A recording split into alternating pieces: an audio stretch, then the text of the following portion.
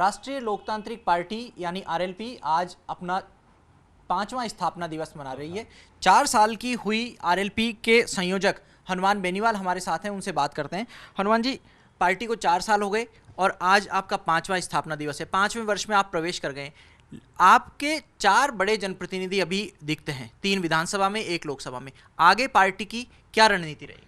देखिए, सबसे पहले तो राष्ट्रीय लोकतांत्रिक पार्टी का जो आज चौथा स्थापना दिवस हमारा हुआ और 5वें में हम प्रवेश कर रहे हैं। समस्त प्रदेशवासियों को और समस्त शुभ चिंतकों को जिनके प्रयास से आरएलपी पार्टी का गठन हुआ। ये राष्ट्रीय लोकतांत्रिक पार्टी पहला राजस्थान का मान्यता प्राप्त दल है जिसका रिमोट कंट्रोल यहाँ के किसान के बेटों के हाथ में, और 3 विधायक, 1 लोकसभा सांसद, और उसके बाद हमने इस कुनबे को बढ़ाया।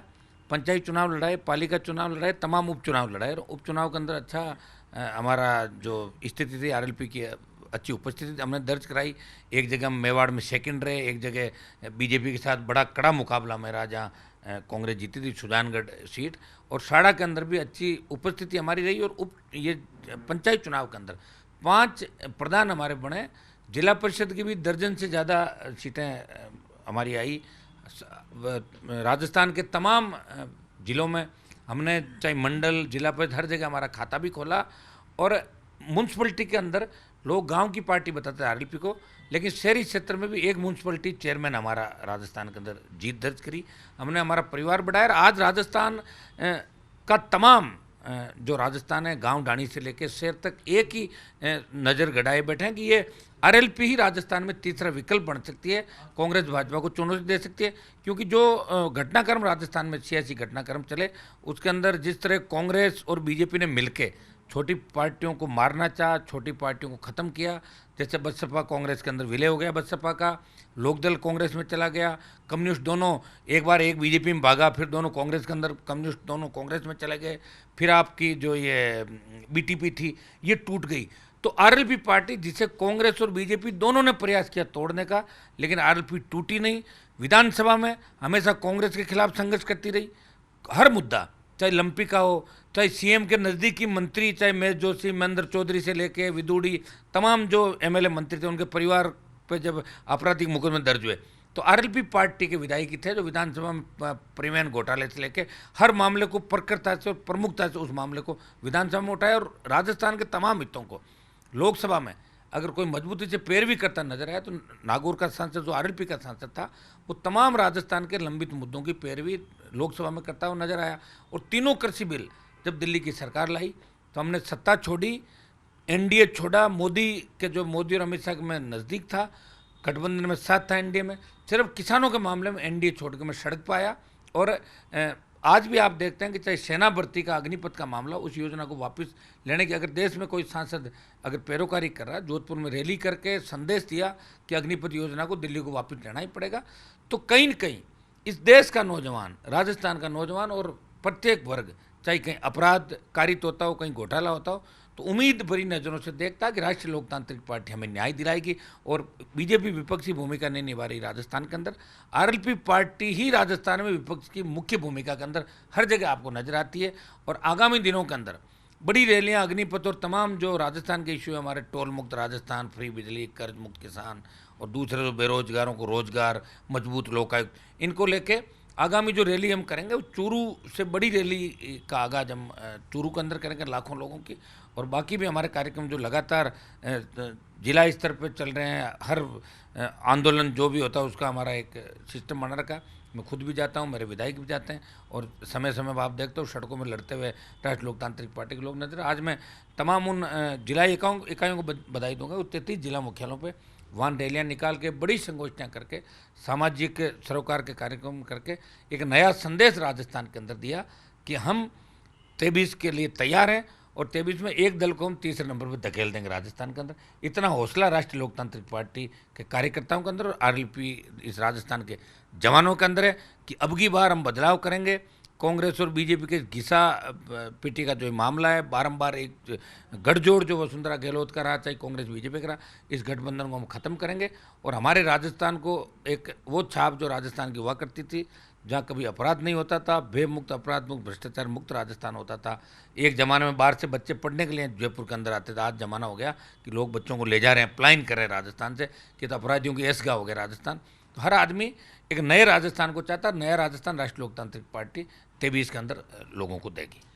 आरएलपी 2023 में नया राजस्थान लोगों को देगी, लेकिन साथ ही आप ये भी कह रहे हैं कि कांग्रेस और बीजेपी के बाद में आरएलपी ही आज तीसरा विकल्प है। आप ये भी कह रहे हैं कि ये दोनों में से एक पार्टी को तीसरे नंबर पे धकेल देंगे। आरएलपी पहला विकल्प कब बनने की स्थिति में आ जाएगी? कोशिश तो यही कर रहे हैं, कोशिश ही की जा सकती है, क्योंकि राजस्थान में आज से पहले कभी किसी ने यही कोशिश नहीं की कि पार्टी बना के लड़े। हाँ, ऐसा नहीं है, दूसरे दलों को वोट में, लोक दल ने भी चुनाव के अंदर अच्छा वोट लिया, जनता दल भी आया, जनता पार्टी भी आई, फिर भारतीय जनता पार्टी 80 के अंदर, स्वतंत्र पार्टी भी थी, बसपा भी आई, सपा भी आई।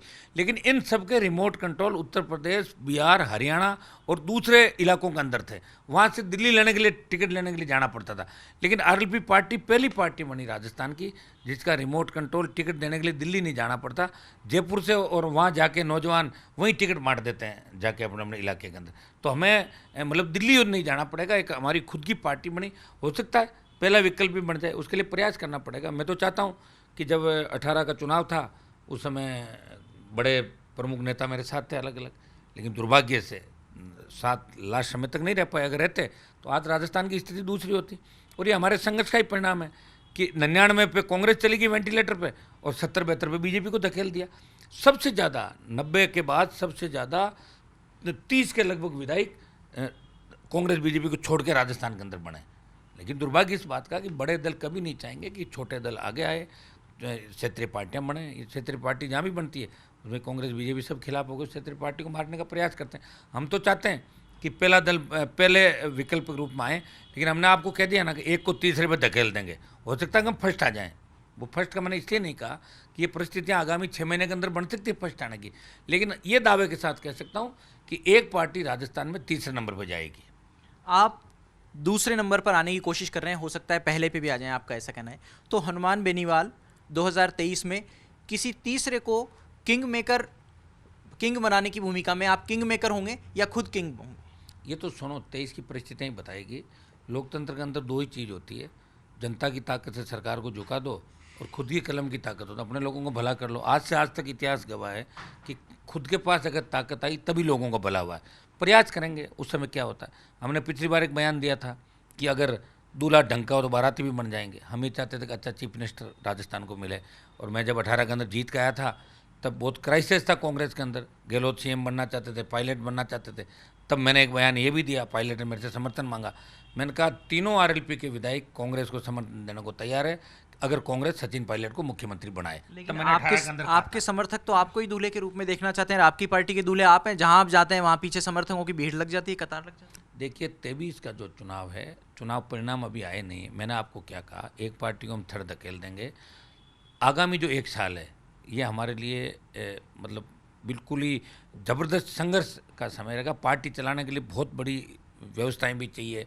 हमारे पास आर्थिक संसाधन नहीं, अभी तक हमने 1 रुपया भी पार्टी फंड के अंदर, हो सकता है किसी ने अपने मन से कुछ कर दिया तो मुझे नहीं पता, मैं चेक भी नहीं करता क्योंकि हमारे पास सिस्टम है नहीं। अभी हमने स्वच्छता अभियान भी जो उस समय चलाया था 4 साल पहले, नए सिरे से हम आगामी 1-2 दिन के अंदर पार्टी का स्वच्छता अभियान भी चलाएंगे, क्योंकि बिना संसाधनों के पार्टियां सत्ता में नहीं आती, बिना संसाधनों के पार्टियां चलती नहीं। ये तो भगवान की कृपा है मेरे ऊपर कि 5-5 लाख की रैली करता हूं और लोग अपने साधन लेके आते हैं, और कब रैली हो जाती है कब चुनाव हो जाते हैं मुझे पता भी नहीं। और इसलिए तो मैं मोदी और अमित शाह से लड़ रहा हूँ। अगर मुझे दूसरी चीज़ों का शौक होता तो मुझे भी ईडी सीबीआई इन चीज़ों का डर होता। लड़ रहा हूँ ना, मैं लोकसभा में लड़ रहा हूँ, यहाँ भी लड़ रहा हूँ, और मुझे पूरा भरोसा है कि आने वाला समय आरएलपी का है। और अब हम जो संघर्ष करेंगे, अभी चूरू की बड़ी रैली हम करेंगे अग्निपथ योजना के साथ साथ स्टेट के तमाम इशू जो बिगड़ती हुई कानून व्यवस्था, टोल मुक्त राजस्थान, फ्री, इनको लेके, जिसमें अग्निपथ को वापस लेने का भी हम चूरू के अंदर रखेंगे। और उसके बाद राजस्थान में नए सिरे से हम आगामी 2-5 दिन के अंदर बैठ के तय करेंगे हमारी रणनीति क्या रहेगी। लेकिन हम लगातार बैठे नहीं हैं, लगातार चल रहे हैं। आपने राजस्थान में ये भी देखा होगा कि इंतज़ार अगर जनता किसी का करती है, चाहे वो हर कौम हो, तो 8 बजे से लगा के सुबह 5 बजे तक अगर किसी ने मीटिंग, शायद मुझे ही सौभाग्य प्राप्त हुआ कि राजस्थान की जनता ने हनुमान बेनीवाल को अपने भाई के रूप में देखा, अब अपने बच्चे के रूप में बुजुर्गों ने देखा कि हनुमान हमें न्याय दिलाएगा, चाहे कोई सा भी वर्ग हो। और मेरी एक आदत है कि मैं कभी खुद के लालच के लिए नहीं भागा। मंत्री तो मैं 2003 में ही बन जाता, वसुंधरा झगड़ा नहीं होता, बन के सेट हो जाता। अभी 4 बार मंत्री, दिल्ली में विलय कर लेता, कैबिनेट मंत्री, किसान आंदोलन में अगर नहीं छोड़ता तो कैबिनेट मंत्री। तो मंत्री पद का लालच ही नहीं रहा हमारा। तो ये रहा कि राजस्थान में एक जो दिल्ली के अंदर भी बात चल पड़ती है, अभी सेंट्रल हॉल के अंदर कई बार जब बात होती है तो एक ही बात कहते हैं वो लोग, वो तो बीजेपी आएगी 150, मगर नहीं आएगी, तीसरा मोर्चा बना, कैसे बना ही नहीं राजस्थान में। हमें ये जो राजस्थान के माथे पे ये कलंक लगा है ना कि राजस्थान तीसरी ताकत खड़ी नहीं कर सकता, इस कलंक को भी धोना है, तीसरी ताकत भी खड़ी करेंगे और किसानों की सरकार भी राजस्थान के अंदर बनाएंगे, जवानों की सरकार राजस्थान में बनाएंगे। ये तो 23 की परिस्थितियाँ काम करेगी, लेकिन ये तय है कि अब नेताओं को घरों में बैठे बैठे वोट लोग नहीं देंगे। इतना हमने राजस्थान के जवानों को जगा दिया कि बैठे बैठे जो परिवार अपने घर से बैठे हुए फतवे जारी करते थे, कहीं किसी जाति के नेता थे तो कहीं किसी जाति के, हमारे समाज में 50 ऐसे घराने थे जो बैठे बैठे करते थे फरमान जारी, लेकिन उनकी स्थितियाँ क्या हो गई, आधे मेरे दरवाजे पिछली बार आ गए थे। मैंने मदद करी, ऐसा नहीं मदद नहीं करी, मैंने कांग्रेस बीजेपी के अंदर कई याराना दोस्ताना निभाया, कई लोगों की मदद भी, जो विधायक और मंत्री भी बैठे सरकार के अंदर। लेकिन 23 में सिर्फ राजस्थान की चिंता करूंगा और 23 में मजबूती से हम लड़ेंगे। लड़ाई हम अब भी लड़ रहे हैं। 2 साल जो कोरोना में चले गए, हो सकता है कि उस समय हमें लोगों को बचाना था, इसलिए हमने कोई रैलियां और आंदोलन करके लोगों की जान जोखिम में नहीं डाली। लेकिन कोरोना से लेके आज तक जो स्थितियाँ बनी उसमें आपको पता है कि किस तरह दिल्ली दोषी थी, किस तरह स्टेट दोषी था, एक दूसरे पर आरोप प्रत्यारोप लगा रहे थे, लेकिन आम आदमी की चिंता किसी को नहीं थी। ये राजस्थान की जनता भली भांति जानती है और 23 में इसके परिणाम भी अच्छे आएंगे राजस्थान का। तीसरे मोर्चे की आप बात कर रहे हैं, तीसरे मोर्चे को मजबूत करेंगे 2023 में। क्या उस तीसरे मोर्चे में आरएलपी के अलावा आम आदमी पार्टी, भारतीय ट्राइबल पार्टी, भारतीय आदिवासी पार्टी, आरएलडी, माकपा, इन सब की कोई जगह होगी? देखिए, जो लोग तीसरे मोर्चे के नाम पे पिछली बार जिनको हमने परखा, उनकी कोई किसी की जगह नहीं होगी। पिछली बार जिनसे हमारी बात हुई जो भाग गए, और या जो तीसरे मोर्चे के रूप में जीते और कोई कांग्रेस में घुस गया और कोई बीजेपी में घुस गया, उसकी जगह नहीं होगी। हाँ, अगर नए कोई दल आते हैं, नई कोई पार्टियाँ आती है और हमें लगता है कि कांग्रेस बीजेपी का मुकाबला करेगी, तो निश्चित रूप से गठबंधन के रास्ते खुले हुए हैं, गठबंधन हम निश्चित रूप से करेंगे। लेकिन कांग्रेस बीजेपी से लड़ने वालों से गठबंधन करेंगे और जो टिकाऊ हो बाद में नहीं भाग जाए, ये भी हम इस बात का ध्यान रखेंगे। नयों में तो आम आदमी पार्टी आ रही है, तो क्या आप उससे गठबंधन के लिए तैयार होंगे? अभी तो कोई आम आदमी पार्टी का यहाँ वजूद नज़र नहीं आ रहा मुझे फिलहाल आज की तारीख में, क्योंकि उनका न तो कोई एमएलए है, न वो आम आदमी पार्टी का। अभी तो राजस्थान में मुझे कोई ऐसा नहीं लग रहा। पंजाब में आने के अलग इशू थे, पिछली बार चुनाव लड़ी पार्टी, एमएलए भी 20 से लगभग थे, 40 जगह सेकंड थी, तो दूसरे कारण थे। मुझे राजस्थान में नहीं लगता कि आम आदमी पार्टी का भविष्य राजस्थान में मुझे नज़र नहीं आ रहा अभी आज तक। हो सकता है भविष्य किसने देखा हो, लेकिन आज तक नज़र नहीं आ रहा, तो 1 साल में कहाँ से एकदम से आ जाएगा, मुझे नहीं आ रहा। अलग अलग समय की बात करूं, पिछले समय में जाकर के, तो माकपा के अमराराम जी को आपसे मिलते देखा है, किरोड़ी लाल मीणा और आपकी मीटिंगें हुई हैं, घनश्याम तिवाड़ी आपके साथ में आ गए, लेकिन समय के साथ में सब आपको छोड़ करके चल गए। इससे आपको नुकसान हुआ या आप अकेले नेता के रूप में मजबूत हुए? देखिए, मैं तो किसी को छोड़ के नहीं गया ना, मुझे कोई छोड़ के चला जाए उसका मेरे पास क्या इलाज है। मैं तो जिस मिशन के साथ, चाहे डॉक्टर साहब थे, घनश्याम जी थे, चाहे अमराराम, हम जिस मिशन को लेके बैठे, मैं तो उसी पे बैठा हूँ ना। कांग्रेस बीजेपी के खिलाफ जब हम बात कर रहे थे थर्ड फ्रंट की, मैं तो थर्ड फ्रंट की बात कर रहा हूँ आज भी। मैं तो लड़ाई लड़ ही रहा हूँ, दिल्ली में भी अकेला ही लड़ रहा हूँ, दिल्ली में बीजेपी के खिलाफ लड़ रहा हूँ, स्टेट में कांग्रेस के खिलाफ लड़ रहा हूँ। मैं अभी भी उसी बात में, और मैंने मिशन 18 का नाम था, मिशन 23 दिया, 23 तक लड़ूंगा। और आगे अगर ठीक रहा, स्वास्थ्य ठीक रहा, सारी चीज़ें ठीक रही, हो सकता है आगे भी लड़ना पड़े, पता थोड़ी चलता है। हो सकता है हम सेकंड बने तो फर्स्ट के लिए लड़ते रहें, लेकिन लड़ाई जारी रहेगी। एक बार राजस्थान का मैसेज हम देश में देंगे कि राजस्थान में भी क्षेत्रीय पार्टियां राज कर सकती, राजस्थान के अंदर भी। ये मैसेज हम देश के अंदर देना चाहते हैं, तमाम उन स्टेट के नेताओं को, और उनको ये बताना चाहते हैं कि राजस्थान कोई कांग्रेस और बीजेपी के उसके अंदर नहीं है कि भाई घर की दुकान नहीं है कि एक बार बीजेपी एक बार कांग्रेस, एक बार बीजेपी कांग्रेस। हम चाहते हैं कि क्षेत्रीय पार्टियां भी आगे बढ़े और राजस्थान का मान सम्मान देश के अंदर बढ़े। बतौर आरएलपी सुप्रीमो आप पार्टी को आगे बढ़ा रहे हैं, लेकिन हनुमान बेनीवाल को किस चीज़ की कमी सबसे ज़्यादा खलती है? आर्थिक संसाधनों की या गैर जाट लीडर की? देखिए, आर्थिक संसाधन तो आज के समय में सबसे ज़्यादा जरूरी है, और गैर जाट लीडर भी अगर मेरे साथ जैसे कुछ नेता और आ जाए। देखिए, नौजवान चाहते हैं कि हनुमान बेनीवाल कोशिश में लगातार नहीं, लगातार लगाऊं, कोशिश में नहीं हूँ। सेकंड दर्जे के तो बहुत गैर जाट नेता मेरी पार्टी में, कई दूसरी जातियों के जो बच्चे थे उन्होंने अच्छे 45,000, 50,000, 40,000 वोट लिए, नेता बन रहे हैं। सेकंड पीढ़ी के तो नेता, और नेता बना ही मैंने सब ज़्यादा, नौजवान तो नेता मेरे ही बने सब ज़्यादा। तो मैं गैर जाट दूसरे लोगों को भी जोड़ के चल रहा हूँ। और आप देखिए कि मेरा जो संघर्ष है वो कि जाति के लिए, अकेली जाति के लिए, मैं हर जाति के लिए सड़क पर लड़ते हुए आपने मुझे देखा होगा, वाल्मीकि समाज से भी देखा होगा, और बंजाराओं के लिए भी, जिनकी सबसे कम संख्या राजस्थान, जब उनके घर उजाड़ दिए तो 10 दिन तक मैं सड़क पर बैठा, राजस्थान सरकार से आदेश कराया बंजारों के मामले में, भाई गोचर से अब आप बिना पुनर्वास के नहीं हटाओगे। तो मैं कोई ये नहीं कि वोट बैंक के खातिर लड़ता हूँ, मैं मानवीय दृष्टिकोण, इमोशन और जहाँ अन्याय हो रहा हो, मुझे लगता है कि अन्याय हो रहा है, किसी पर मेरा कोई नुकसान हो रहा है तो होने दो। मैं जहाँ अन्याय हो रहा है, जिसके खिलाफ अन्याय हो रहा है, तो मैं अन्याय के खिलाफ हमेशा हनुमान बेनीवाल खड़ा मिलेगा। आपको हर जगह आपने देखा है, एक गैर जाट लीडर मुझे मिले, आर्थिक संसाधनों की कमी से भी मैं जूझ रहा हूँ, और कुछ हम नए सिरे से जो अभी करना चाहते हैं पार्टी के लिए, कुछ कमियां रही है तो हम इसको जल्दी पूरा करके, और चूँकि मेरी टीम बहुत अच्छी है राजस्थान के अंदर, आर्थिक संसाधनों का अभाव में भी बेचारे रात और दिन एक करके लगे हुए हैं। आज भी आप देखिए कितने भव्य कार्यक्रम बिना कोई पहले उसके कितने ज़बरदस्त तरीके से राजस्थान के अंदर किए हैं, और हमें तो सबका सहयोग मीडिया का भी मिल रहा है यहाँ, जिस हिसाब से मिलना चाहिए। और ये जब सब लोग जब बात को मानेंगे, जब अब आप देखोगे ना महीना 2 महीने बाद का जो समय होगा, इसमें ये सारा देश ही मानेगा कि आरएलपी पार्टी राजस्थान में बहुत मजबूत है, और दोनों पार्टियों के लिए चुनौती बन गई राजस्थान के अंदर। समाज में आपकी लोकप्रियता है, लेकिन युवाओं का वर्ग भी जो किसी भी जाति में जोड़ करके नहीं देख सकते, खासतौर से जो सेना में जाने की तैयारी कर रहे हैं वो युवा, और एक बड़ा वर्ग जो आपका समर्थक पिछले दिनों में बनकर उभरा है वो दलित वर्ग है। खासतौर से शेड्यूल कास्ट के लोगों में आपको बहुत अच्छा पॉजिटिव रेस्पॉन्स मिलता है। आपके 2 विधायक भी एससी से हैं, क्या और जो एससी सीट हैं उन पर भी आपका फोकस रहेगा? एससी की जो तमाम सीटें राजस्थान में, पिछली बार भी एससी की अच्छी सीटों पे हमने कपासन से लेके बगरू तक, आपके चाकसू तक अच्छे वोट लिए थे, 20,000, 30,000, 50,000।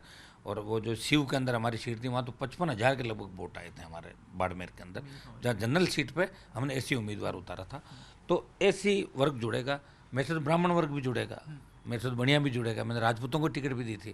तो कई सीटें ऐसी, तमाम गुजर, यादव, मीणा, मैं लोकसभा में तमाम जातियों की पैरवी करता हूँ। आर्थिक आधार पर आरक्षण की हुंकार रैलियों के अंदर मैंने पैरोकारी करती, आर्थिक आधार पर आरक्षण मिलना चाहिए। मतलब हर वर्ग की, हर मुद्दे की, चाहे लंपी का मामला हो, कोरोना के अंदर जो हुई तो उसमें बढ़ती महंगाई, पेट्रोल डीजल से लेकर, आप मुझे हमेशा लड़ते हुए देखोगे। मुझे लगना चाहिए कि बात सही है, उसको मैं बेबाकी से अपनी बात को रखता हूँ। और बीजेपी में भी आंतरिक लोकतंत्र को लेकर मैं लड़ा था कि आंतरिक लोकतंत्र होना चाहिए, हमें बोलने का अधिकार होना चाहिए, इसलिए वसुंधरा झगड़ा हुआ। इसलिए मेरी जो स्टाइल है, जो मेरा काम करने का तरीका, वो तो हमेशा ही रहेगा, और इसीलिए लोग मेरे साथ हैं। और ज़्यादा कैसे बढ़े, इसमें कुछ और नेता दूसरी जातियों के शामिल हो, कुछ हमारे अच्छे भाई हो जो हमें समय समय सलाह दे। मैं सलाह सबकी मानता हूँ, मेरी एक आदत है कि अच्छी सलाह मुझे कोई भी देता है, अगर बच्चा भी देता है, उस बात को मैं मानता हूँ, एक्सेप्ट करता हूँ, और अपने इसके अंदर शामिल करने का प्रयास करता हूँ। प्रयास करेंगे कि मिलकर हम नया कुछ राजस्थान के अंदर करें। जब आपने पार्टी का गठन किया था तब आप अपनी पार्टी के इकलौते विधायक थे, उसके बाद में 3 विधायक बने, 1 सांसद भी बने, और ऐसा माना जाता है कि जब एनडीए से आपका गठबंधन हुआ तब 13 से 14 जिले, जो खासतौर से पश्चिमी राजस्थान के और जयपुर से सटे हुए संभाग के जिले माने जाते हैं और बीकानेर संभाग के जिले हैं, उनमें आपका व्यापक प्रभाव था। दूसरे जिलों में अपना प्रभाव बढ़ाने के लिए किस तरह की रणनीति पर काम करें? अभी तो ज़बरदस्त रणनीति है हमारी। ERCP जो आपका ईस्टर्न कैनाल है, इसको लोकसभा में करीब मैंने 1 दर्जन बार उठाया।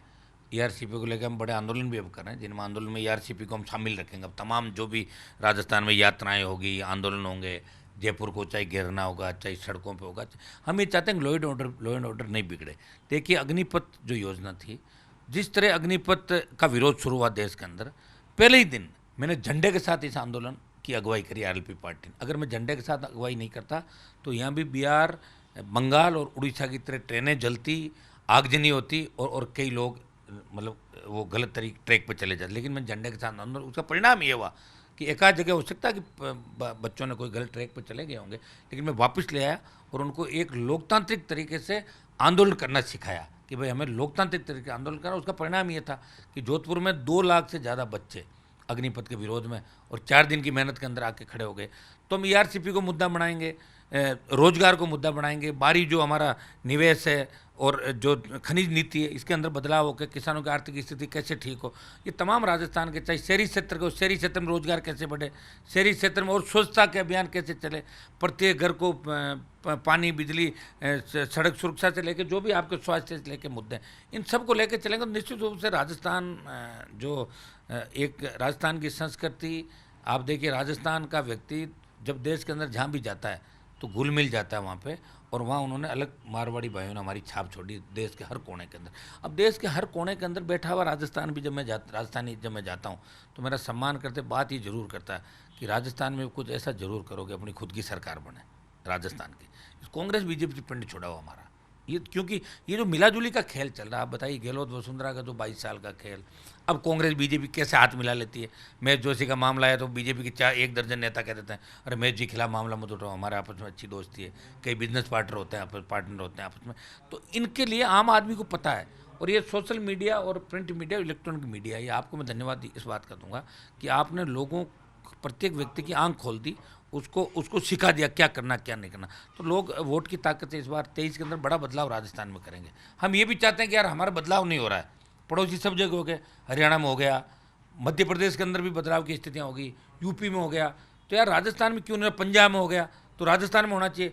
तो मेरे को तो लगता है देखो आरएलपी इस बार राजस्थान के अंदर एक दल को धकेलेगी, मुझे लग रहा है दोनों दल भी पीछे जा सकते हैं, कोई बड़ी बात नहीं, क्योंकि नौजवानों ने जब भी करवट लिया तो बड़ा बदलाव हुआ है। अब हम बदलाव बड़ा कर रहे हैं, लोग चाह रहे हैं हम इसको एक नई दिशा देने का प्रयास करें, मिलजुल के वो एक साथ कैसे आएँ, ये प्रयास करेंगे हम ज़बरदस्त तरीके से। संसद में आरएलपी के एकमात्र सांसद के नाते आप एनडीए सरकार की जो नीतियां आपको गलत लगती हैं उनका विरोध करते हैं। राजस्थान में कांग्रेस की सरकार है, यहाँ पर आपकी पार्टी के विधायक लंपी का मुद्दा हो या टोल मुक्त राजस्थान का मुद्दा हो, सरकार का विरोध करते हैं। आरएलपी या कहें हनुमान बेनीवाल का दुश्मन नंबर 1 कौन है, कांग्रेस या बीजेपी? मेरा तो आज की तारीख में तो दोनों ही हैं। नहीं, दुश्मन नंबर 1 कौन है? एक क्या भी दोनों ही है, सुनो एक कैसे हो सकता है? मेरा तो दुश्मन नंबर 1 नंबर पे तो एक ही होगा ना। मेरा तो अब तो दुश्मन नंबर दोनों एक ही हो गए ना। मैं तो कांग्रेस से भी लड़ रहा हूँ और बीजेपी से भी लड़ रहा हूँ, और मेरा इसमें दुश्मन ऐसा कोई नहीं कि मेरा दुश्मन नंबर 1 है। मैं तो चाहता हूँ कि आरएलपी के हाथ में सत्ता की बागडोर हो, आरएलपी शासन के अंदर आए, ताकि हम राजस्थान को बेमुक्त, भ्रष्टाचार मुक्त बना सके, हमारी बहन बेटियाँ रात को 12 बजे भी जा सके। हालात देखिए आप, अब मैं कह रहा हूँ बच्चा अगर स्कूल से आधा घंटा लेट हो जाए, हमारे बच्चे अगर जा रहे हैं परिवार तो रात को निकलते नहीं रोडों पे कि पता नहीं क्या होगा साहब, रोड पे पहुंच रहे, आए पहुंचे कि नहीं पहुंचे, कहाँ हो। तो ये अनजाना जो डर है ये सता रहा लोगों को। बेमुक्त, अपराध मुक्त प्रदेश राजस्थान बने, ये हमारा सपना है सबका। हमारी कोई दुश्मनी कांग्रेस बीजेपी से, कोई व्यक्तिगत दुश्मनी नहीं मेरी कांग्रेस से बीजेपी। मैं तो बीजेपी में था जब कांग्रेस ने मुझे खूब परेशान किया था, 302 के मुकदमे में डाला, और अब जब आए तो बीजेपी ने खूब तंग किया, वसुंधरा ने खूब परेशान किया मेरे पूरे परिवार को। दिल्ली वालों ने भी कम तंग करने में कमी नहीं छोड़ी। सिंगल दिल्ली के विकास के काम हमारे नहीं हुए, बहुत रोक रहे हैं काम। ये तो मैं हूँ जो लड़ के प्रयास करके काम कर रहा हूँ, लेकिन मैं मेरे वचन का पक्का हूँ। वचन जो दे देता हूँ उस बात को निभाता हूँ, चाहे कितना ही नुकसान हो जाए। और अब हमने ये तय कर लिया कि हम राजस्थान में अकेले लड़ेंगे, और गठबंधन उन्हीं पार्टियों से करेंगे जो कांग्रेस और भारतीय जनता पार्टी को सबक सिखाए, और जो हमारे साथ खड़ी थी, कोई क्षेत्रीय पार्टी और दूसरी पार्टियाँ। आप ईस्टर्न कैनाल प्रोजेक्ट का मुद्दा जनता के बीच ले जाने की बात करते हैं, लेकिन गजेंद्र सिंह शेखावत के लिए आपने चुनाव में प्रचार किया था, वो केंद्रीय जल शक्ति मंत्री, आप तो सीधे ही इस मुद्दे पर उनसे बात कर सकते हैं। कर लेंगे ना बात, अब टाइम आ जाएगा ना, टाइम आ जाएगा। प्रचार उस समय किया तो दूसरे कारण थे, गठबंधन में थे हम, प्रचार हमने किया कई जगहों बीजेपी के नेताओं ने, मेरे नागौर के अंदर भी प्रचार किया था। लेकिन ईस्टर्न कैनाल के मुद्दे पे ज़्यादा दोषी केंद्र सरकार है। अगर वो चाहे तो मध्य प्रदेश से भी बात कर सकती है, वो चाहे तो उनके पास सब संसाधन है, चाहे जितना पैसा दे सकते हैं, चाहे जितना मुआवजा दे सकते हैं, हाथों हाथ ये खड़ी हो सकती है। लेकिन पॉलिटिकल इशू बनाना उनको खाली यही काम करे। बीजेपी इसके अंदर ज़्यादा दोषी है कांग्रेस से। राजस्थान में चुनाव ज़्यादातर सीटों पर जातिगत और सांप्रदायिक आधार पर भी कई बार देखने को मिलता है। अलग अलग वर्गों को जोड़ने की कोशिश होती है, दलित वर्ग आपसे जुड़ा हुआ है, लेकिन मुसलमान एक ऐसा वर्ग है जो बल्क में वोटिंग करते हैं। आमतौर पर ये माना जाता है कि कतार लगा करके उनके समाज के लोग फतवा जारी करते हैं और फिर वोटिंग होती है। पिछली बार आपके साथ मुसलमान आते हुए दिखे, लेकिन क्या कई मुस्लिमों को ऐसी आशंका है कि आप बीजेपी की गोदी में जाकर के बैठ सकते हैं? क्या ये आशंका दूर करने की कोशिश हो रही है या वाकई में ये सच्चाई है? देखिए, सारे मुसलमान बीजेपी के खिलाफ भी नहीं है। देखिए, बीजेपी से कई मुस्लिम एमएलए भी रहे, मंत्री भी रहे, सारे मुसलमान बीजेपी के खिलाफ नहीं, लेकिन ज़्यादातर मुस्लिम तबका बीजेपी को उस हिसाब से मानता और बीजेपी के खिलाफ है। लेकिन मुसलमान कांग्रेस से भी खुश नहीं है। आज एक मंत्री उनका वक्फ मंत्री, और मुसलमान कह रहे हैं हमारे वोटों से सरकार बनती है हमेशा, और जहाँ जहाँ थर्ड फ्रंट बने देश में वहाँ भी हम सब जगह वोट डालते हैं, लेकिन बाद में हमें सत्ता में भागीदारी नहीं दी जाती, तो नाराज़ हैं वो। और नौजवान तबका है, वो भी मुसलमान भी लड़ाके हैं। आज़ादी के आंदोलन में तो मुसलमान भी साथ थे, सब अंग्रेजों के जब भगाए तो सारे साथ थे।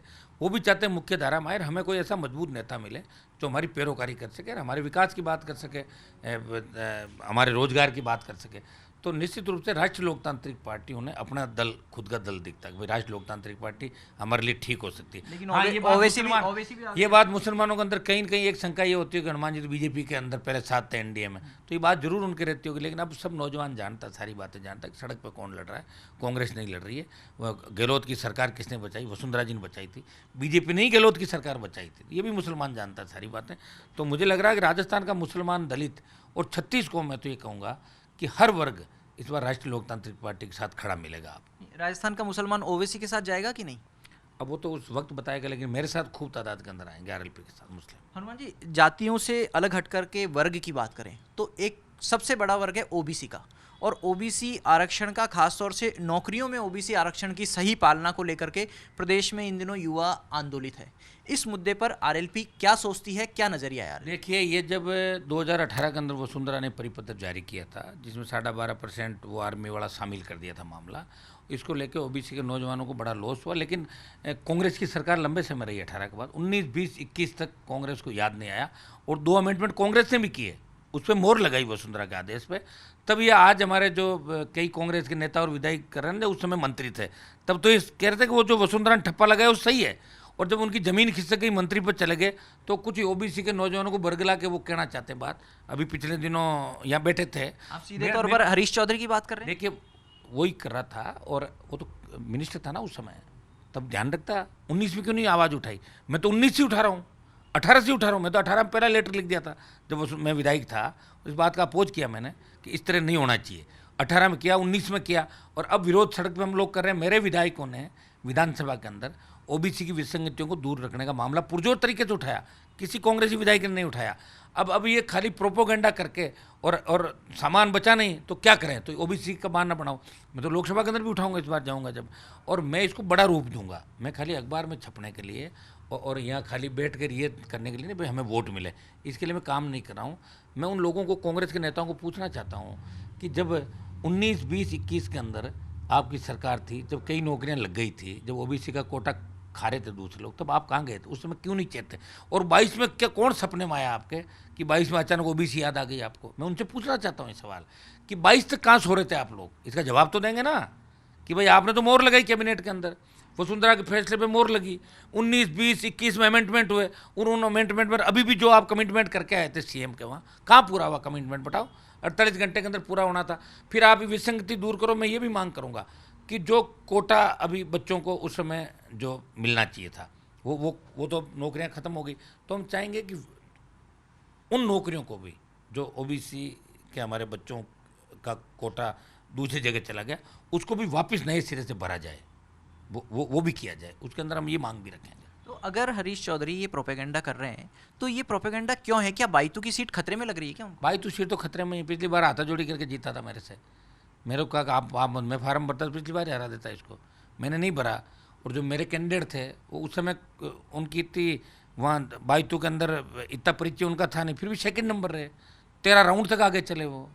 बाइतू की सीट से इनका कोई मतलब नहीं, क्योंकि इन तो पंजाब के अंदर जिस तरह लूट मचाई और जिस तरह भ्रष्टाचार किया, उसमें बाड़मेर का ही नहीं पूरे राजस्थान की बदनामी कर दी। क्या क्या लिखा था पंजाब के सांसदों ने, भारी भ्रष्टाचार किया वहाँ टिकट वितरण के अंदर, टिकटों में लूट खसोट करी, और जिस तरह की घटनाएं करी, तो पूरा राजस्थान जान, इनका कुछ नहीं बटने वाला वहाँ पे। और ओबीसी से मतलब नहीं, इनको तो अपना एमएलए एमपी बनकर क्या करना है, और उस चीज़ से मतलब है मंत्री कैसे बने। अब इनको ओबीसी याद आ गई। यही हरीश चौधरी थे जब 98, 99 के अंदर हम जाट समाज को आरक्षण दिलाने की बात कर रहे थे, उस समय गहलोत के साथ थे, ये आरक्षण के विरोधी थे। ये कह रहे कि आरक्षण नहीं देना, ये तो कुछ लोग कर रहे हैं आंदोलन। उस समय ये अशोक गहलोत के करीबी हुआ करते थे। समय समय की बातें हैं, लेकिन हम ओबीसी आरक्षण की विसंगतियों को दूर करने के लिए 18 से प्रयास करें, विधानसभा के अंदर करें, लोकसभा में भी करेंगे। और विसंगतियां दूर अगर कोई कराएगा तो राष्ट्रीय लोकतांत्रिक पार्टी ओबीसी के नौजवानों को न्याय दिलाएगी। जो इनका आंदोलन चला रहे हैं हमारे ओबीसी के भाई, इनके हितों पर कुठाराघात नहीं होने देंगे, ये हम करेंगे इनके लिए। हाँ जी, एक चीज़ बाइतू की सीट पे मैं जानना चाहता हूँ कि इस बार मुकाबला किस में होगा? कांग्रेस और आरएलपी से होगा, या आरएलपी बीजेपी का होगा, या त्रिकोणी का होगा? आरएलपी बीजेपी का। हरीश चौधरी मौजूदा विधायक, थर्ड नंबर। एक अंतिम सवाल, हनुमान बेनीवाल क्या विधानसभा चुनाव लड़ेंगे, और लड़ेंगे तो किस सीट से लड़ेंगे? एक से या एक से ज़्यादा सीट? देखिए, एक सीट का तो नाम मैं बताऊंगा नहीं, लेकिन 2 सीट से लड़ूंगा राजस्थान के अंदर, और विधानसभा चुनाव लड़ूंगा। तो ये हैं आरएलपी के संयोजक और सुप्रीमो हनुमान बेनीवाल, जिन्होंने तफसील से बताया पार्टी के स्थापना दिवस पर आगे की रणनीति, और साथ में ये भी कह दिया कि कम से कम एक पार्टी को तीसरे नंबर पर ज़रूर धकेलेंगे, तीसरे मोर्चे को खड़ा करेंगे और तीसरे मोर्चे में सिर्फ उन्हीं की जगह होगी जो कांग्रेस और बीजेपी के खिलाफ लड़ाई लड़ने के लिए तैयार होंगे। साथ में हनुमान बेनीवाल ये भी कह रहे हैं कि ओबीसी को न्याय दिलाना, ओबीसी के युवाओं को आरक्षण की विसंगति दूर कराने के लिए लगातार संघर्षरत रहते हुए उनकी जिम्मेदारी है कि वो उनको न्याय दिलाएं और इसके लिए सड़कों पर भी उतरने में कोई गुरेज नहीं करेंगे। कैमरा पर्सन राहुल सिंह के साथ शशि मोहन, जी मीडिया, जयपुर।